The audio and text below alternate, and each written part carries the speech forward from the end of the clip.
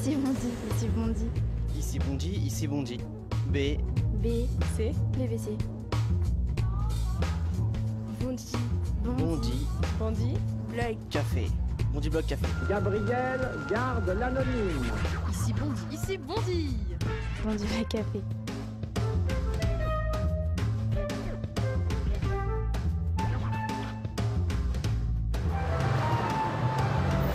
Allez, c'est parti. Bonjour, ça va bien. Monsieur, bonjour. Ça va? Noël Mamère, bonsoir. Bonsoir. Bienvenue à Bondy. Je suis très heureux. Écoutez, on va vous offrir un verre et puis après Avec on ira plaisir. rencontrer les blogueurs. Vous allez vous mettre là, regardez, c'est très précis. D'accord. Voilà, et puis moi, voilà, je vais me mettre là. Ça va bien? Très bien. Alors, qu'est-ce que vous buvez? Je vais boire de l'eau qui pétille. Je vais boire un Perrier. Bonjour. Un Perrier pour Monsieur Mamère et puis un jus d'orange pour moi. Ok. Comment ça va, Noël Mamère? Ça fait un Ça moment va, que je ne vous ai pas ça croisé. va. Je suis content de venir à Bondy. Je ne pense pas que ce soit la première fois, mais il y a très longtemps que je n'étais pas venu. En tout cas, c'est la première fois que je participe à votre émission et j'en suis très honoré. En tout cas, nous, Parce nous que sommes le très Bondy Blog, contents. c'est un grand succès. C'est un grand succès parce que des personnalités viennent répondre à nos questions et c'est une façon en fait de nous faire confiance aussi. C'est pas simple parce qu'en fait on reçoit beaucoup de personnalités de gauche. C'est très Oui. difficile de faire venir des personnalités de droite. Et pourquoi? Je ne sais pas. Est-ce que Parce vous avez votre vous une image, explication? Parce que vous êtes en banlieue et que c'est Je ne sais pas. fréquentable. Vous connaissez mieux que moi la classe politique je française. je pense que la droite, comme beaucoup de Français, a des images toutes faites sur ce que peut être un média issu des banlieues et qu'il se trompe. Et vous, en tant Voilà, qu'ancien il journaliste, devrait savoir que Oui. c'est ici aussi que la France se construit, qu'elle bouge, qu'elle invente. Et donc il ne faut surtout pas rester à l'écart de ça. L'ignorer. cette France, là, comment se porte-t-elle en ce moment, même si vous n'êtes pas vous La France, elle se porte Toubib. très mal. La France, elle est malade. Et on voit bien comment aujourd'hui se développe, comment les gens se parlent mal et comment le racisme ordinaire est devenu une habitude. Il faudrait chercher à savoir d'abord d'où ça vient et comment on en est arrivé là. Et moi, je pense que la droite a une responsabilité très importante. En particulier, nous payons aujourd'hui les effets pervers et les dégâts collatéraux du sarkozysme. Donc ça veut dire pour vous que, en gros, on a ouvert les vannes du racisme en haut Oui. et donc du coup, en bas, maintenant, on commence à avoir Ah oui, des choses- il n'y a pas que la politique. Hein. La presse aussi a joué un rôle détestable. Regardez toutes les couvertures des hebdos qui se sont multipliées sur l'islam, sur les étrangers, qui ont entretenu ce climat délétère, ce climat empoisonné, ce climat toxique. Comme le dit très bien d'ailleurs un de mes amis, qui est Zigane, qui s'appelle Alexandre Romanès, le cirque de Zigane, il dit « Le silence des pantoufles amène le bruit des bottes ». Tout ça accumulé, plus le sentiment de déclassement que vivent beaucoup de Français. Mais vous, en tant et que politique, ceux qui sont oui. déclassés, ils ne regardent pas celui d'en haut, ils regardent celui d'à Mais côté. Noël dans Mamère, dessous. vous êtes politique, donc vous Oui. avez une responsabilité. Vous rencontrez des politiques quotidiennement, vous êtes parlementaire. Oui. Donc là, Mais vous nous moi, faites j'ai un le sentiment- diagnostic, mais... Mais moi, j'ai le sentiment de ne pas avoir versé dans ce travers-là. Oui. Oui, mais vous appartenez d'une certaine manière à une Ah, classe bah d'accord, politique. oui, alors c'est pas qu'est-ce parce qu'on que fait j'appartiens à la classe politique que pour autant vous allez me comparer. Et j'ai toujours combattu les idées racistes et les discriminations. J'ai même été suspendu de mes fonctions de maire parce qu'en 2004, j'ai osé marier 2 hommes. Donc je n'accepte pas d'être comparé à ces Donc gens-là. vous savez que à chaque fois qu'on a donc l'accord d'un invité, Oui. on propose aux Bondy blogueurs d'avoir une première réaction et Bien notamment de sûr. faire une espèce de revue d'actualité. Et je vais vous proposer, si vous le permettez, de regarder donc cette conférence de rédaction et puis après, je vous ferai réagir et surtout, vous pourrez rencontrer les jeunes pour pouvoir en parler. Regardez, hop, c'est parti. On reçoit Noël Mamère au Bondy Blog Café numéro 2. Quelques mots sur Noël Mamère. Qui veut se lancer en premier? Enfin, il a vraiment beaucoup de caractère. Les gens le jugent plutôt attachant d'ailleurs parce que c'est une des grandes gueules. Et c'est une figure historique des Verts aussi. Il n'a jamais cessé d'être activiste, il n'a jamais cessé d'être actif pour ses causes. Et c'est peut-être un peu pour moi, au cours de l'histoire, l'un des seuls hommes politiques dont je peux nommer les combats et que je peux avoir vu combattre pour ses convictions. On est en ce moment dans un climat où personne n'a envie de s'intéresser à la politique parce que la politique, tout le monde s'en fout, personne n'y croit. Et pour moi, Noël Mamère ou les Verts, c'est des gens qui n'arrivent pas à mettre en forme leur position. On va dans un monde où personne ne se soucie de l'écologie, alors que c'est le premier, franchement, c'est un des premiers soucis de notre planète. Non, mais malheureusement, c'est ton problème, c'est mon problème, que tu le veuilles ou non, ça sera ton problème en fait. Que tu choisis pas que c'est ton problème, l'écologie. Est-ce que vous pensez que vous, votre génération aujourd'hui, êtes soucieux de cette question de l'écologie, ou est-ce que c'est pas un truc de bobo, comme on a pu le dire à un moment donné pour d'autres invités d'ailleurs? Sur l'écologie en soi, je sais pas, j'ai plus l'impression que c'est un combat personnel ou un combat qui reste pas marginal, mais de là à faire à l'institutionnaliser politiquement, rien on voit juste l'échec de la taxe carbone ou ce qui se passe en ce moment. Les gens sont pas encore assez conscients de danger, mais peut-être qu'on les a peut-être pas définis ou pas assez communiqués dessus correctement. Donc non, pour moi c'est pas, je vois plus la politique que l'écologie. Est-ce qu'on peut comparer l'écologie en France et l'écologie en Allemagne, qui est vraiment très imprégnée en Allemagne et qui est un vrai parti fort, alors qu'en France, c'est un parti qui est prisonnier aussi de sa relation avec le Parti socialiste, historiquement. C'est le fait qu'on prend Cécile Duflot dans le gouvernement, mais on la nomme surtout pas à l'écologie, on la nomme au logement. Je veux dire, ça montre à quel point, finalement, là, c'est un jeu d'alliance, de pouvoir. On veut bien s'allier avec les Verts, on leur donne un petit peu, mais pas trop. Moi, je suis pas d'accord quand on parle de Cécile Duflot comme quelqu'un qui fait sa carrière. Moi, je pense plutôt que c'est vraiment ce qui fait la différence entre Noël Mamère et Cécile Duflot, c'est la doctrine encore, c'est le capitalisme vert ce que représente Cécile Duflot et l'écosocialisme que représente Noël Mamère. Et moi je me demande bien pourquoi il ne va pas rejoindre Martine Billard et François Longuerinas qu'ils ont quitté Europe Écologie Les Verts. On peut mener une politique de l'emploi, une politique de l'écologie, et il faut faire les deux en même temps, parce que sinon, à force de hiérarchiser, on ne fera plus rien. Et c'est un vrai problème dans les mentalités des citoyens, je pense. Moi, je pense que si on creuse un peu dans le programme des Verts, il y a aussi des questions de banlieue, il y a aussi des questions de diversité. Comme on l'a dit tout à l'heure, Noël Mamère, c'était le premier à célébrer un mariage gay, ça n'a rien à voir avec les OGM ou quoi que ce soit, mais je pense que dans leur programme, il y a énormément de choses à trouver, et quand on creuse, il y a énormément de choses très intéressantes et très nouvelles aussi.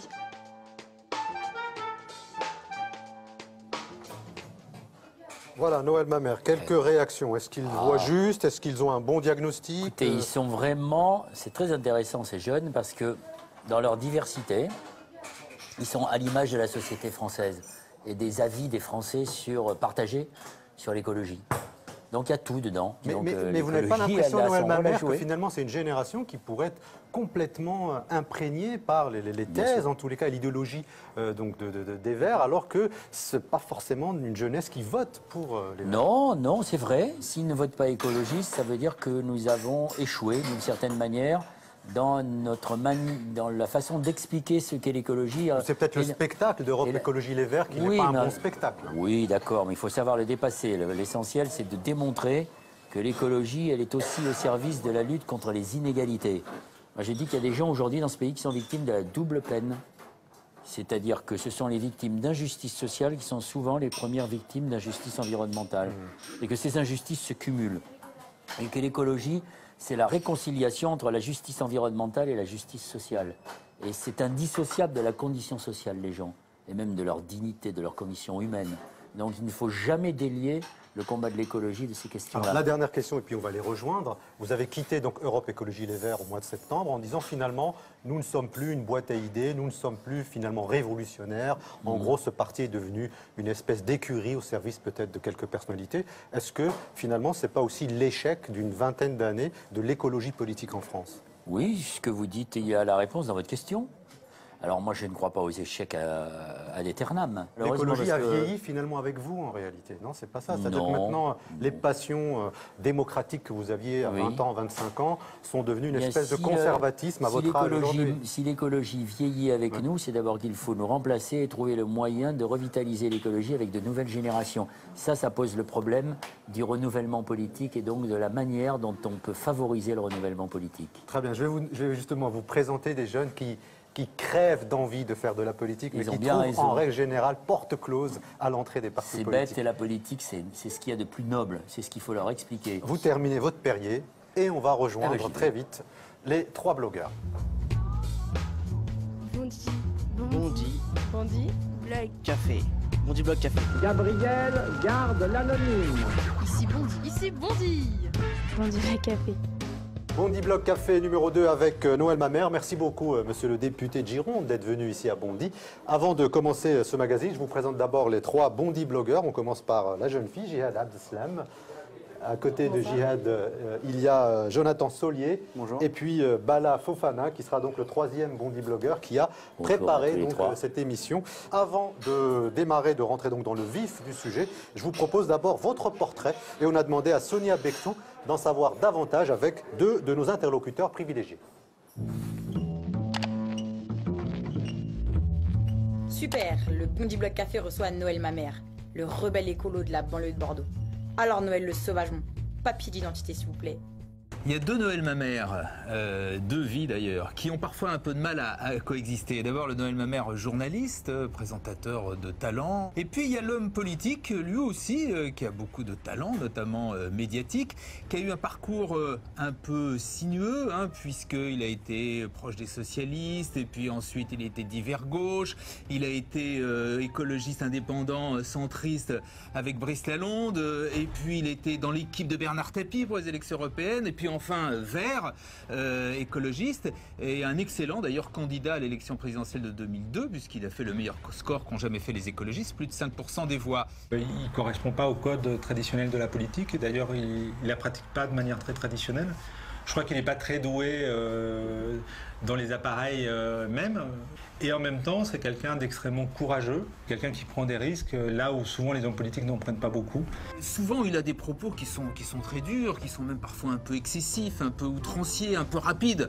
En 2002, il dit « Ma décision est irrévocable, je ne serai pas le candidat des Verts ». Et puis une semaine après, il est candidat des Verts. Dans son comportement également, il mène des actions qui sont clairement illégales, ce qui pose un problème pour un élu de la République. Il soutient des actions au coup de poing de Greenpeace, et il fauche des OGM avec Beauvais. Il fait un mariage homosexuel alors qu'à cette époque-là, c'était pas encore la loi. Ouah, je suis verte. Son casier, c'est du lourd. Allez Nono, dis-nous franchement, c'est pour ça que t'as raccroché les gants? Sur le non-cumul, il est quand même en incohérence complète avec ce que veulent les Verts, puisqu'il est à la fois député et maire. Et donc voilà, c'était devenu d'ailleurs tellement tenable qu'il a fini par annoncer qu'il quittait les Verts.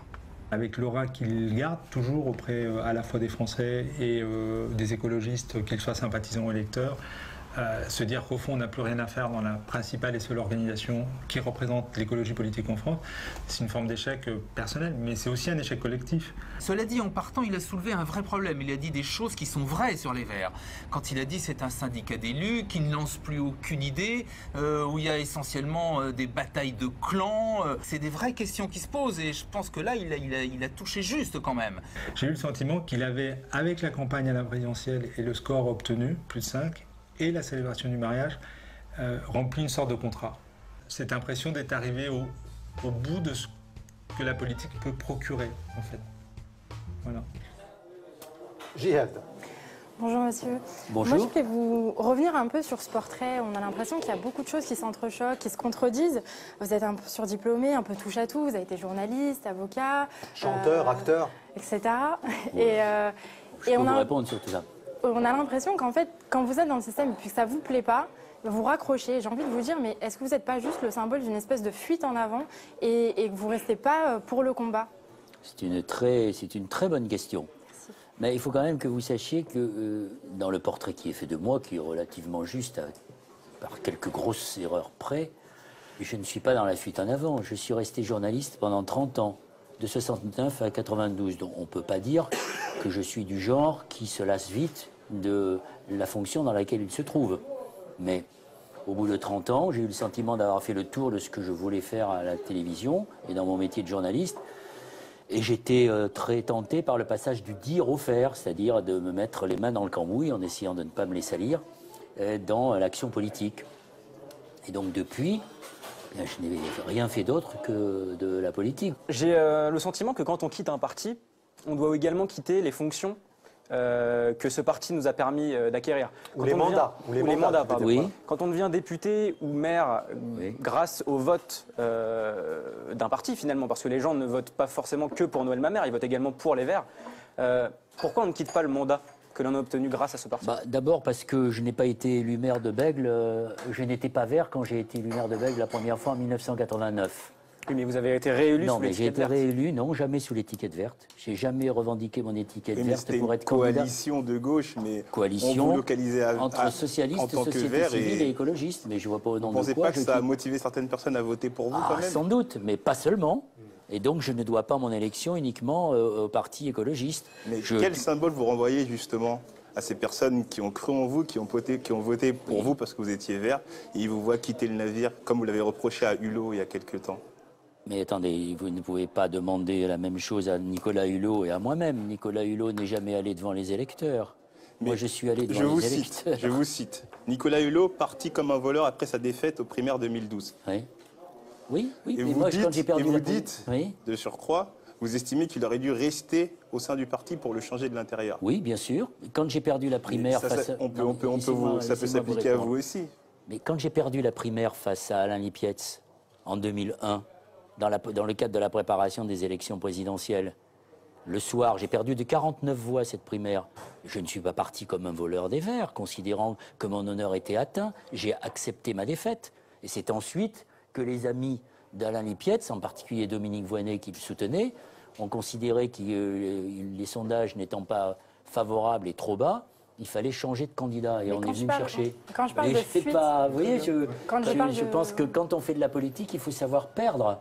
Il faut savoir gagner, bien sûr, mais il faut aussi accepter ses défaites. C'est aussi une leçon d'humilité, la politique. Monsieur Maire, quand je parle de fuite, tout à l'heure, c'était surtout ce symbole. C'est qu'aujourd'hui, on a l'impression que l'engagement politique s'affaisse. Les gens n'ont pas de personnes qui les représentent et qui représentent leur combat. Vous êtes quand même, à l'unanimité, représenté comme une personne vraiment de conviction, une personne vers laquelle on peut se projeter, une personne qui fait ce qu'elle dit. Et vous quittez le navire au lieu de le changer de l'intérieur. C'est ça qu'on vous reproche. C'est ça qu'on ne comprend pas. Au moment où il faut changer les choses de l'intérieur. Vous ne laissez pas tomber vos mandats. Finalement, vous gardez vos mandats. Mais je ne vois pas pourquoi je laisserai. Je vois pas pourquoi c'est un semi-renoncement en fait. Ça n'a rien à voir. Je maintiens et je poursuis dans cette idée selon laquelle je ne dois pas mes mandats à mon parti, je les dois d'abord aux électeurs. Hein, ça, il me semble que c'est quand même... Et je ne suis pas le député d'Europe Écologie Les Verts, je suis député des Français. Vous faisiez partie du groupe Europe Écologie Les Verts à l'Assemblée. Je suis toujours membre du groupe Écologie. Non, c'est pas un groupe qui s'appelle Europe Écologie Les Verts, c'est un groupe qui s'appelle le groupe Écolo, dans lequel il y a des députés qui n'appartiennent pas à Europe Écologie Les Verts. Donc on peut être dans un groupe à l'Assemblée sans appartenir à c'est un groupe largement majoritaire. Certainement, mais pour Europe Écologie Les Verts. certainement. Mais la question que vous posez, elle est intéressante et elle doit aussi m'interpeller. Est-ce que j'aurais été plus utile en restant à l'intérieur d'Europe Écologie Les Verts que je ne le suis aujourd'hui? Si j'ai quitté Europe Écologie Les Verts, c'est d'abord parce que je ne partage pas la ligne politique de sa direction.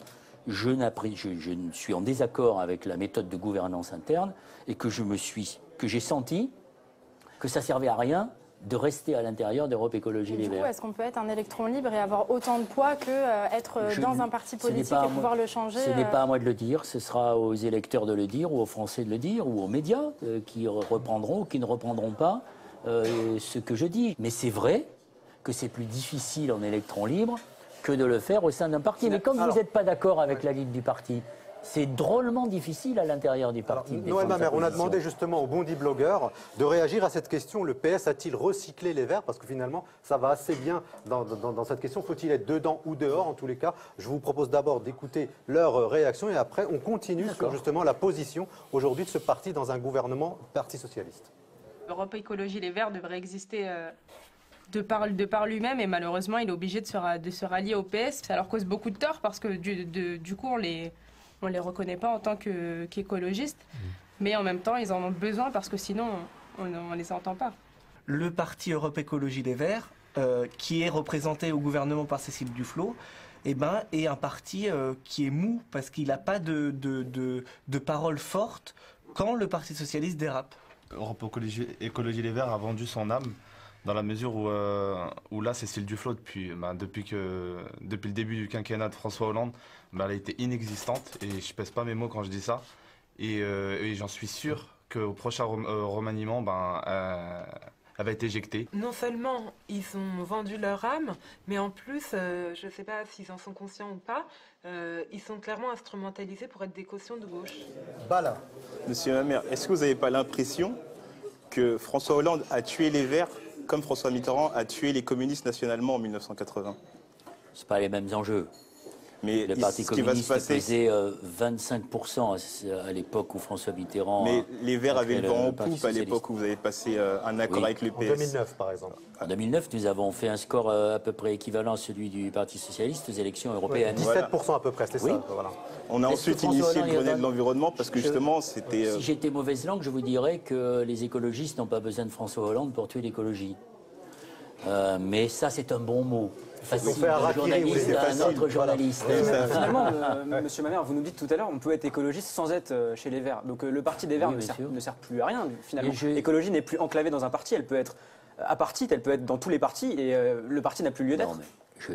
Vous pouvez dire ça, mais je pense qu'on a besoin de la forme parti pour formaliser politiquement les idées qu'on propose à la société, pour essayer de les transformer dans ce qu'on appelle des politiques publiques. Je pense qu'on a un peu du mal à comprendre, c'est que d'un côté, vous dites qu'il faut de toute façon avoir un parti puissant pour exposer des idées et avoir une vue sur la scène médiatique et un effet sur la population, mais en même temps, vous quittez ce parti, donc qu'est-ce qui va se passer? En fait, vous allez en recréer un, il faut avoir je ne recréerai pas de parti, c'est très difficile de créer un parti, c'est ce que j'ai fait avec Convergence Écologie Solidarité. Petit à petit, jusqu'à ce qu'elle n'ait plus de place sur on n'arrive pas à vous situer en fait, le problème il est là, Noël Mamère. Je suis écologiste, donc j'ai quitté ce parti parce que je suis, c'est comme l'a très bien dit Sergio Coronado dans le portrait qui a été fait de moi, c'est aussi un échec de quitter un parti.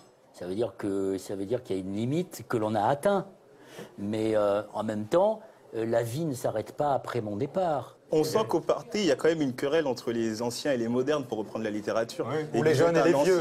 Je veux dire, les jeunes alors moi, je suis un ancien, bien sûr, mais c'est pas le problème. Et je vais même vous citer un ancien que vous aimez beaucoup, Saint-Augustin, qui dit « La noblesse en politique, c'est la colère et le courage ». Oui. Vous êtes en colère, vous êtes parti, vous avez perdu le courage, monsieur. Ça, vous pouvez l'admettre. Non, je n'admets pas ce que vous dites. D'abord, je vous remercie d'avoir repris cette phrase de Saint-Augustin que je cite souvent dans mes écrits. Mais que vous n'appliquez pas en réel. Et pourquoi je manque de courage? Est-ce que je manque de courage quand j'arrache un pied d'OGM? Est-ce que je manque de courage quand je m'arrive dans le mot? Justement, vous êtes un homme de conviction et mais je peux exercer ma colère tout le temps. Pour être courageux, il n'y a pas besoin d'être dans un parti. Non, mais là, vous quittez le parti, vous le regardez en tant que spectateur aigri. Non, je ne suis pas aigri qui déverse sa colère sans vouloir le réformer, alors que vous dites qu'on a besoin d'un parti fort. On n'arrive plus à vous situer, monsieur Mamère. Est-ce que c'est juste arracher des OGM ou est-ce que c'est créer une vraie voie à laquelle les citoyens pourraient s'identifier et qui a du poids politiquement? Enfin, c'est quoi l'écologie politique aujourd'hui? Ça va être quoi demain? L'écologie politique, c'est contribuer à la transformation de la société. C'est ce que je disais tout à l'heure dans nos propos de comptoir, qui n'étaient peut-être que des propos de comptoir. Et je pense que la mission de l'écologie et son rôle, c'est de concilier la justice environnementale et la justice sociale. Et c'est de montrer que l'écologie, c'est pas simplement la protection des oiseaux et de savoir s'il faut plus d'arbres sur les trottoirs de Bondy, mais c'est de changer la vie des gens, de l'améliorer. Donc l'écologie, c'est pas le supplément d'âme que l'on demande à une société qui est déjà riche. La France est le 5e pays le plus riche du monde. Permettez-moi de terminer. C'est un outil de lutte contre les inégalités, contre toutes les inégalités. Finalement, on parle aujourd'hui d'Europe Écologie Les Verts uniquement pour ces guerres de clans, pour ces problèmes d'ego, pour vous qui partez du parti, pour Cécile Duflot qui est en train d'accaparer complètement le parti, c'est vous qui le dites. Et la firme. Pourquoi on ne parle plus des vrais combats d'Europe Écologie Les Verts, finalement? Et même votre voix, on ne l'entend plus sur certains combats. C'est justement la raison pour laquelle j'ai quitté ce parti. Je regrette effectivement qu'Europe Écologie Les Verts, aujourd'hui, ne soit qu'une machine à produire des élus dans les municipalités, dans les régions et accessoirement à l'Assemblée nationale et au Sénat, mais que ce soit plus une machine à produire des idées, à provoquer du débat, à provoquer de la confrontation. Excusez-moi de me faire un peu là-dessus, vous avez tout à fait raison.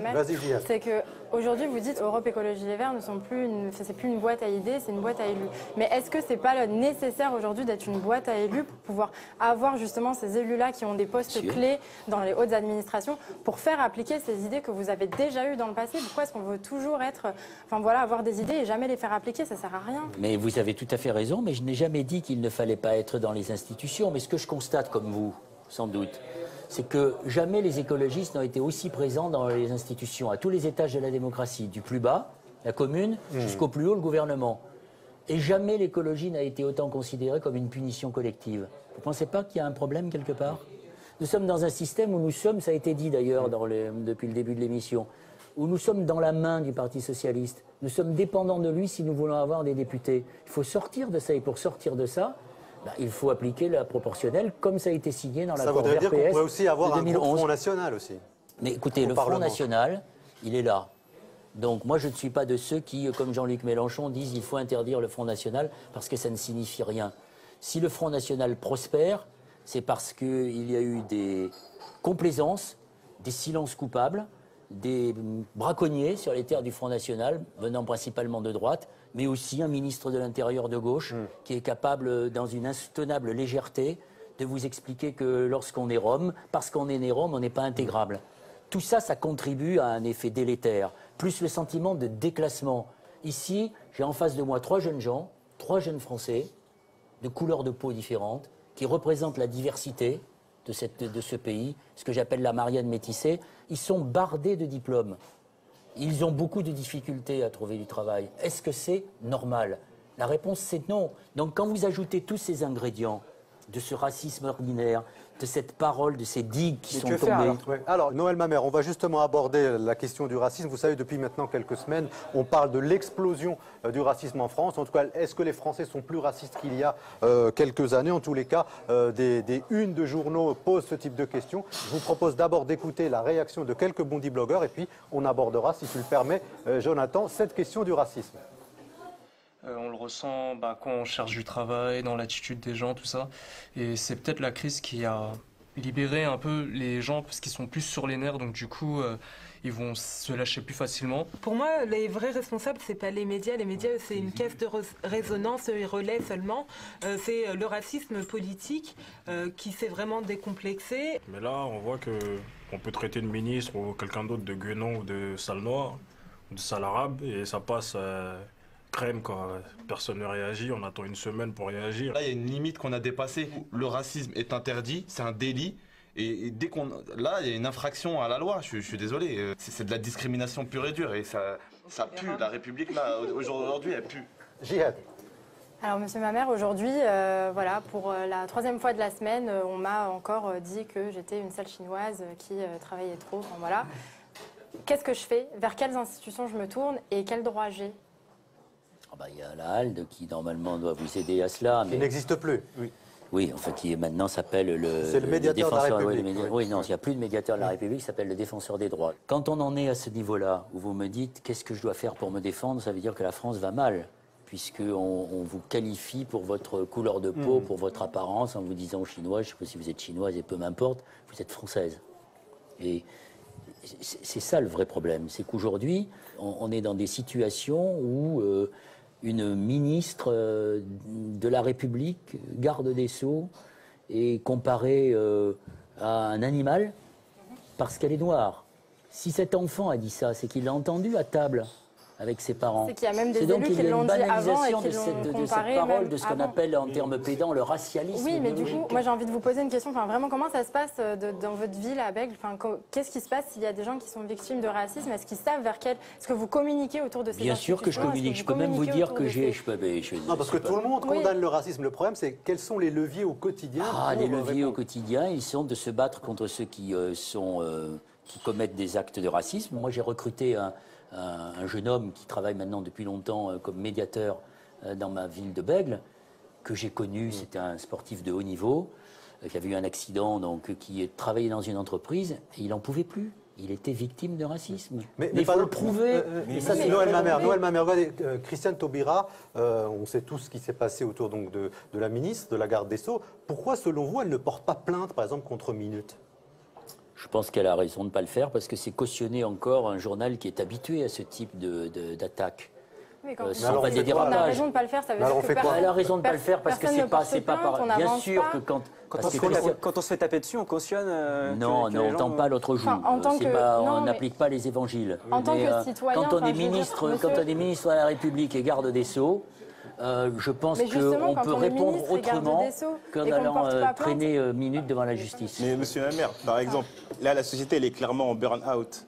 Est-ce qu'il ne faudrait pas qu'au niveau étatique et même de toute la sphère politique, penser à un front républicain qui unit toutes les sensibilités pour justement agir contre le racisme et décomplexer la parole des victimes et pas de ceux qui sont offensifs? C'est une très bonne question. Et la réponse, je pourrais être d'accord avec vous, sauf que je crains fort que le Front républicain n'existe plus.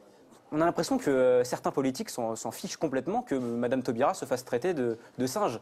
Je pense même que certains sont contents de l'entendre. Je trouve ça incroyable. Et même pourquoi les médias cautionnent ça? Est-ce qu'on n'a pas perdu en fait écoutez, contre la lutte Vous adressez à un vous qui avez été journaliste. Vous adressez à un ancien journaliste et j'ai été interrogé depuis quelques semaines, souvent sur ce sujet du racisme, en disant qu'il y avait une responsabilité majeure des 5 années de sarkozysme on pourrait dresser l'inventaire à l'après-vert de tout ce qui a été dit, à commencer par le ministère de l'Identité nationale, ou le discours de Grenoble, ou le discours de Dakar sur l'homme noir qui n'est pas entré dans l'histoire, ou les blagues graveleuses de M. Hortefeux, ou les civilisations, ou le pain au chocolat de M. Copé, enfin bon, on peut en citer comme ça, ou les mêmes valeurs que le Front National, etc. Mais la presse a joué un rôle néfaste.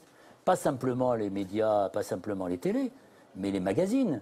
Oui, les hebdos je parlais de qui la font des couvertures en permanence sur l'islam, et qui entretiennent cet esprit empoisonné, cet esprit délétère.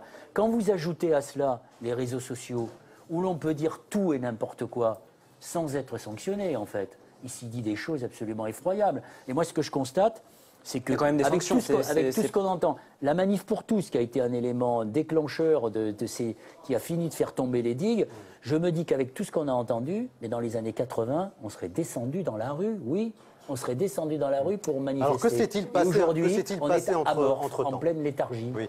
Je n'oublie pas que la France est le pays qui est le premier consommateur de psychotropes au monde. Oui, mais Noël Mamère, est-ce qu'au fond, c'est pas parce qu'aujourd'hui, c'est la gauche qui est au pouvoir et que si la gauche était peut-être dans l'opposition, elle manifesterait? C'est une analyse qui a sa pertinence, mais ce n'est pas la seule explication. Je pense que l'explication de fond, la vraie explication, c'est ce qu'on pourrait qualifier, ce qu'on pourrait appeler l'impensée politique de la gauche. C'est-à-dire que la gauche a été et est aujourd'hui incapable d'une pensée politique cohérente qui dise là où on veut aller, comment on veut y aller, comment on peut résister à tel poison.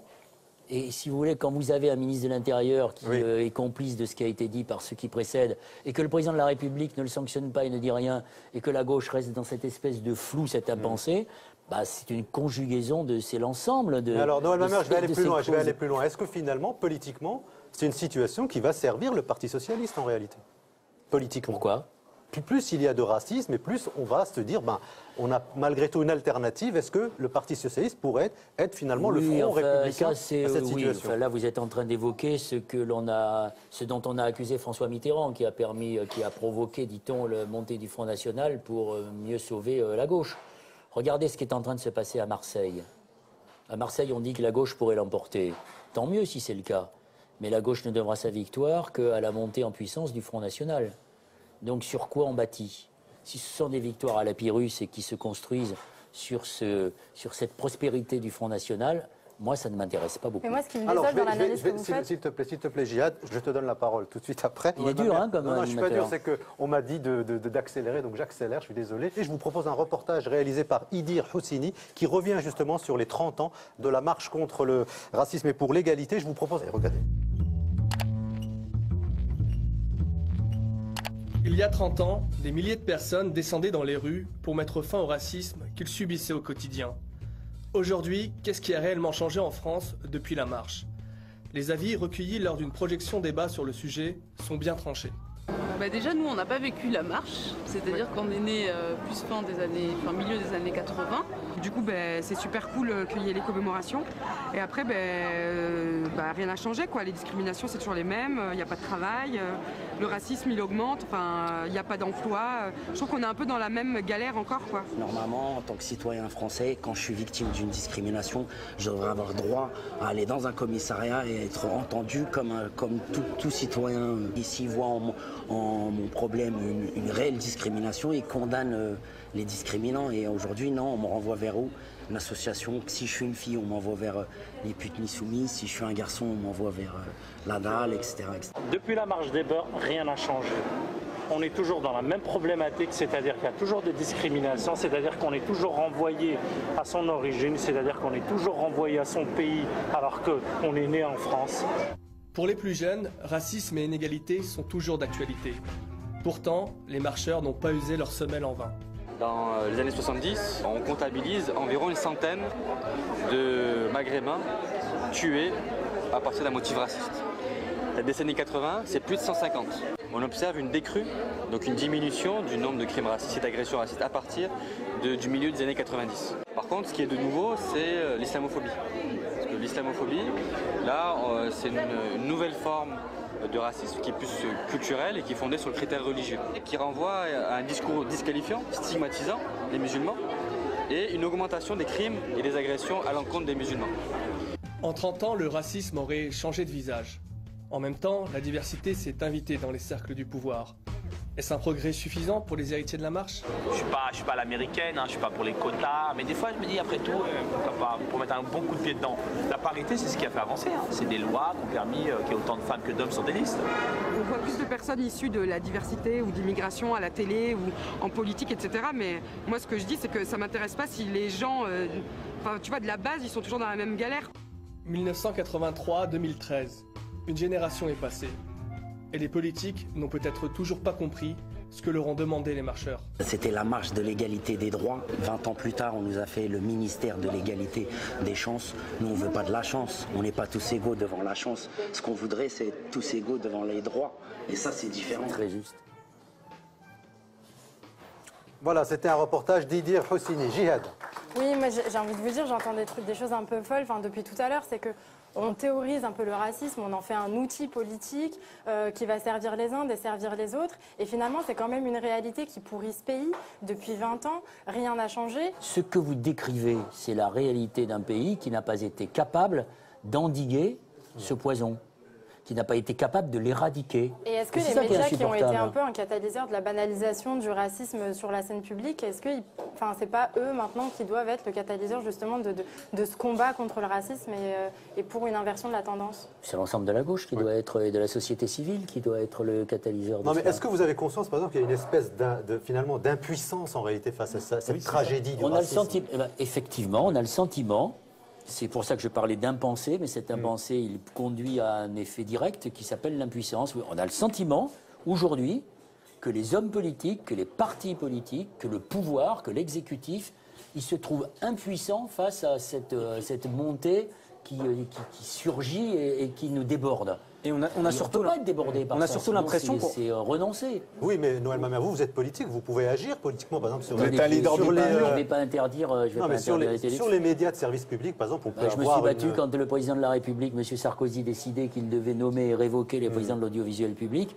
Je me suis battu contre ce projet de loi et contre cette décision. Et aujourd'hui, je fais partie de ceux qui disent à la gauche, pourquoi permettez-vous à des sociétés de bâtiments et de travaux publics d'être propriétaires de télévision? Ça peut amener à des conflits d'intérêts. Est-ce que vous avez vu, par exemple, sur une grande chaîne privée qui appartient à une société de bâtiments et de travaux publics, est-ce que vous avez vu des reportages critiques sur le Maroc, par exemple, là où ils construisent des mosquées et là où ils construisent des routes et des autoroutes? Réponse, non. L'autocensure donc ça a posé un problème. L'autocensure par les empires par les empires économiques qui détiennent toute la presse, on les connaît et pourtant on est obligé de faire avec aujourd'hui parce que ça va pas changer de sitôt. Mais justement, on en revient toujours à la presse et à ce pouvoir-là, ce qu'on appelle le quatrième pouvoir aujourd'hui. Non, c'est pas un quatrième pouvoir, la presse. C'est ce qu'on appelle. C'est censé être un pouvoir d'influence, mais c'est pas un quatrième pouvoir. Enfin, peu selon moi. Et c'est censé être un contre-pouvoir quand même contre ce qui se passe et pour donner la juste réalité de ce qui se passe. Et aujourd'hui, c'est pas le cas. Mais sauf que la presse, il faut quand même. Mais vous le dites très bien. Donc allez jusqu'au bout. Dites que les principaux titres de la presse écrite aujourd'hui appartiennent aux deux principaux marchands de canons de ce pays, que sont Dassault et Lagardère. C'est loin de nous, Monsieur Mamère, ça. Nous, on est là, on vit finalement. Vit pas. Laissons parler ma mère. Et qu'il y a des grandes chaînes privées comme D8 et Canal+ qui appartiennent à la société Bolloré. Vous nous parlez ceux qui s'intéressent à l'Afrique savent quel est le rôle de Bolloré en Afrique. Excusez-moi, mais c'est loin de nous, ça. Enfin, les grands groupes, etc. Sauf que c'est loin de vous, mais ces gens ont des intérêts. Mais est-ce que c'est pas des intérêts, mais nous, on peut les ça, défendre. Finalement, il faudrait qu'il y ait une grande quand vous êtes dans indignation nationale, finalement. Quand vous êtes dans une télé, pas seulement mais bien sûr, mais quand vous êtes dans le Bondi Blog Café, le Bondi Blog, c'est dépendant d'aucun groupe de pression, d'aucun groupe économique. C'est relayé par une chaîne qui est une chaîne de service public, qui est la chaîne parlementaire. Voilà un espace, et François, voilà un espace qui est intéressant, qui est un espace où vous avez la parole, où vous pouvez dire ce que vous pensez, où vous pouvez interpeller des hommes politiques comme moi, et donner votre avis et votre expérience sur la situation de la société. Noël Mamère, on va aborder une autre question, la problématique médicale ici en Seine-Saint-Denis. On a un certain nombre de chiffres à vous proposer tout à l'heure pour que vous réagissiez dessus. Mais Silveren Ebelebe a fait un reportage justement sur la maternité des Lilas, une maternité qui a fait l'actualité depuis plus de 18 mois maintenant, à qui on a promis tant de choses et qui se retrouve toujours dans la difficulté.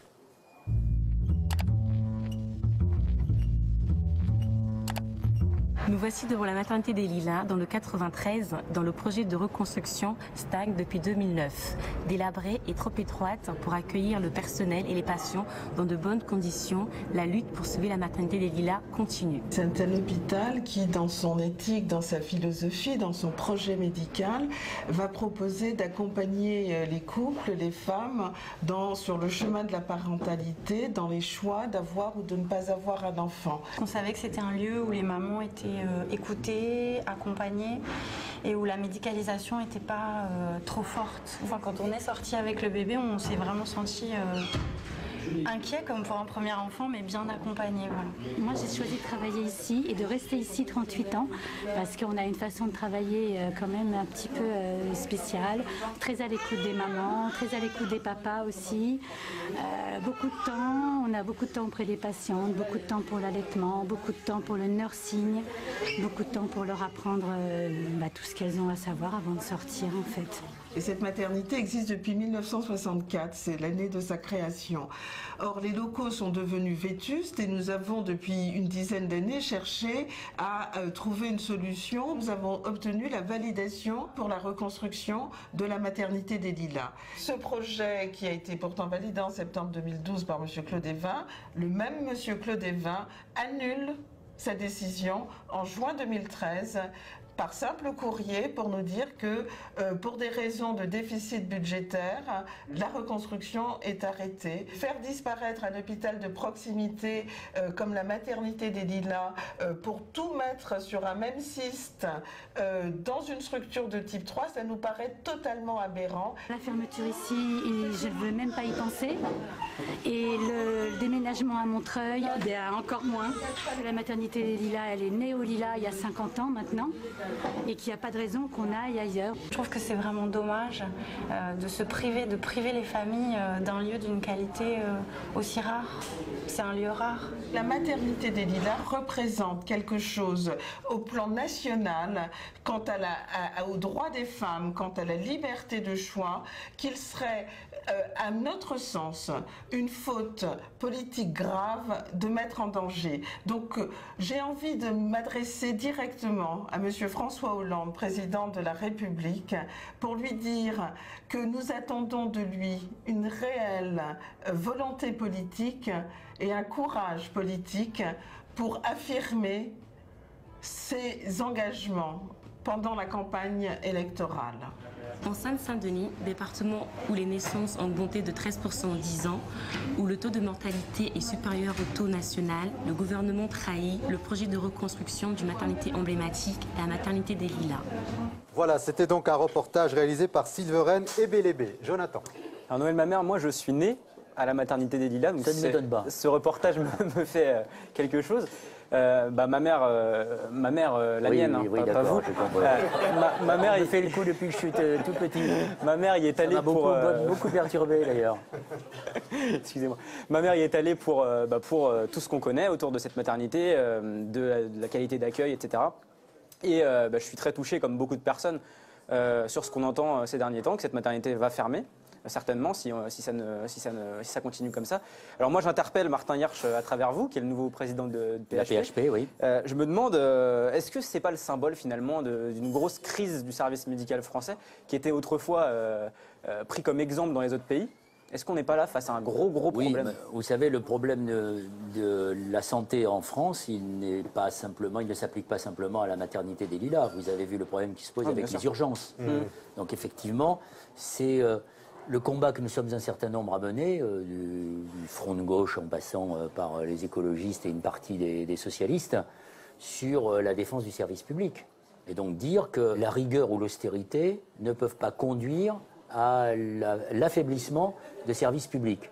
Aujourd'hui, pour parler vraiment de la Seine-Saint-Denis, donc juste pour donner quelques chiffres, c'est le département qui a la plus forte croissance en France.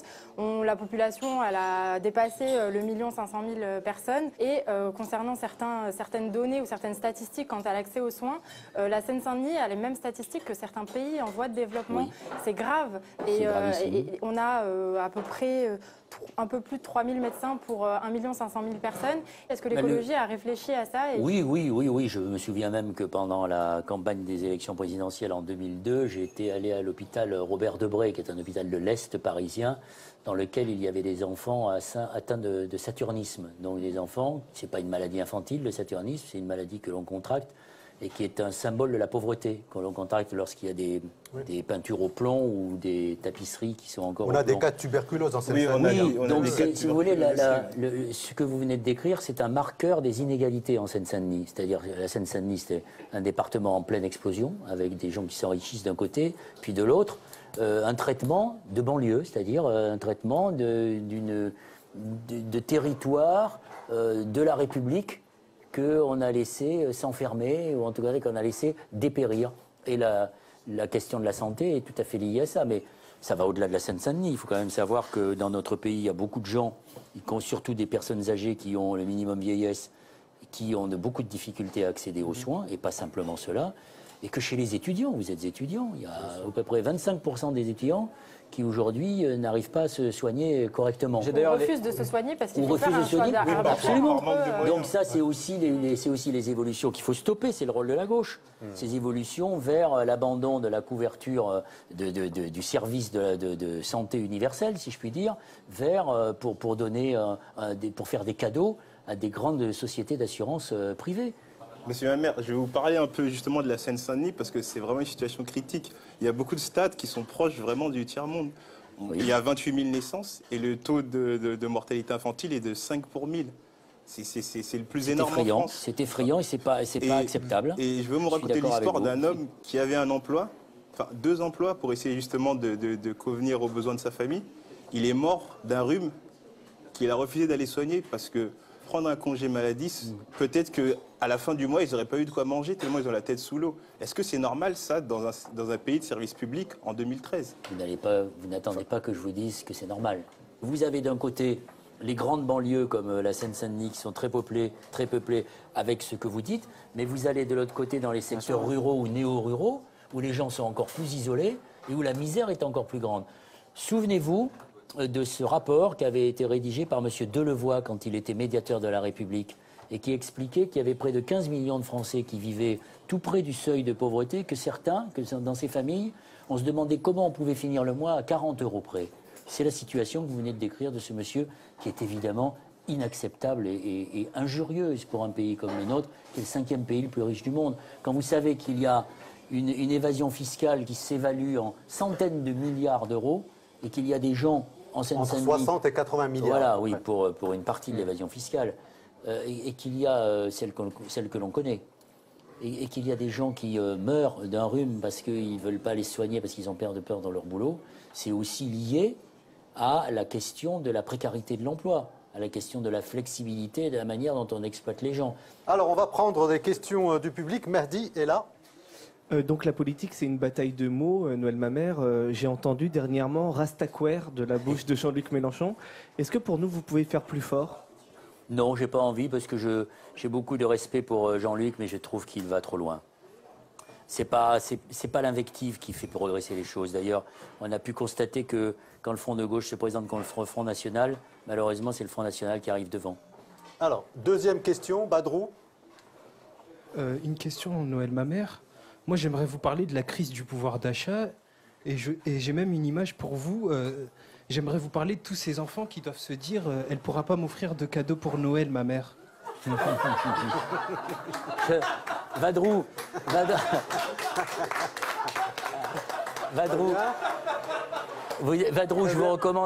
je vous recommande vivement de regarder une cassette, sans doute, ou un DVD du groupe qui s'appelait Robin des Bois et qui avait fait tout un sketch sur mon nom. Est-ce que vous avez les boules, Noël, enfin... Alors, troisième question. Bonsoir, monsieur Mamère. Je suis étudiant d'ailleurs de l'IPJ, l'école de journalisme, et j'aurais une question sur l'écologie.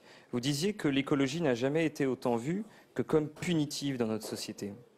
Mais est-ce que la mise en œuvre d'une écologie politique pour transformer la société ne passe pas forcément par la contrainte? Non, justement, moi je me bats contre tous ceux qui aujourd'hui prétendraient nous dire que pour réduire l'effet de serre, lutter contre le réchauffement climatique, il faudrait mettre en œuvre des politiques contraignantes. Non, il faut que ce soit compatible avec la démocratie. Donc il faut que ce soit acceptable par l'ensemble de la société. Donc c'est peut-être plus long à mettre en œuvre, mais je ne suis pas pour l'écofascisme. Alors, dernière question. Alors, vous avez dit que le scrutin proportionnel qui est en place en Allemagne serait un exemple à suivre en France. Mais en même temps, il donnerait aussi l'accession au pouvoir à des partis extrémistes. Alors ne représenterait-il pas plutôt un risque dans lequel la France ne devrait pas tomber? Je pense qu'il y a moins de risques à ce que les représentants du Front National soient à l'Assemblée nationale plutôt que dans la rue. Le pays est ainsi fait que le Front National prospère. Donc on ne va pas supprimer les Français qui votent pour le Front National. En Allemagne, il y avait un parti qui était l'équivalent du Front National. Il n'y a plus de Front National et il n'y a plus de parti d'extrême droite présent dans les institutions allemandes, alors que la proportionnelle y est appliquée de manière massive. Donc c'est à la société d'éradiquer le Front National. Merci beaucoup à toutes, merci à tous. On va vous donner, Noël Mamère, la petite affiche du Bondi Bloc Café, où vous allez avoir l'honneur de dédicacer un petit mot juste à côté de quelqu'un qui était là il y a un mois, le Premier ministre. Jean-Marc Ayrault, en plus, je suis très honoré. Donc voilà, c'est un gros chèque en fait que vous allez signer où vous voulez, choisissez l'endroit qui vous... Comme je ne suis plus dans un parti et que je ne suis presque rien, je vais écrire en tout petit sous le Premier ministre. Il faudra absolument lire la dédicace à haute voix. Pendant ce temps, moi je remercie Jonathan Solier, Jihad Abdeslam et Bala Fofana d'avoir préparé cette émission. Bien sûr, je remercie aussi Jamart et Zadig Productions. On a beaucoup parlé d'écologie politique. Vous pouvez retrouver ici un journal qui est fabriqué par le master journalisme de l'université Cergy-Pontoise, dont le sujet a été justement l'écologie politique. Voilà. Alors je vous laisse lire à haute voix. Le commentaire est le suivant. Ça n'a rien d'extravagant, mais ça correspond bien au débat que nous avons eu pendant un petit peu plus d'1 heure. Et ça consiste à dire on ne perd que les combats que l'on ne mène pas. Merci beaucoup Noël Mamère d'avoir répondu à notre invitation. On se retrouve le mois prochain sur France O et LCP. Merci.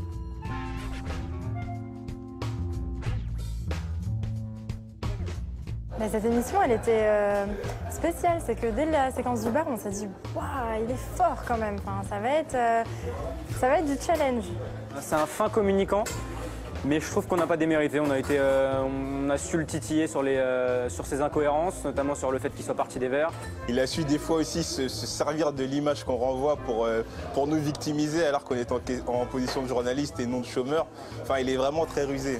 Après, c'est vrai qu'on pourra toujours nous reprocher de nous être fait un peu balader par sa communication, mais ça, on débute, donc on ne peut pas non plus être parfait.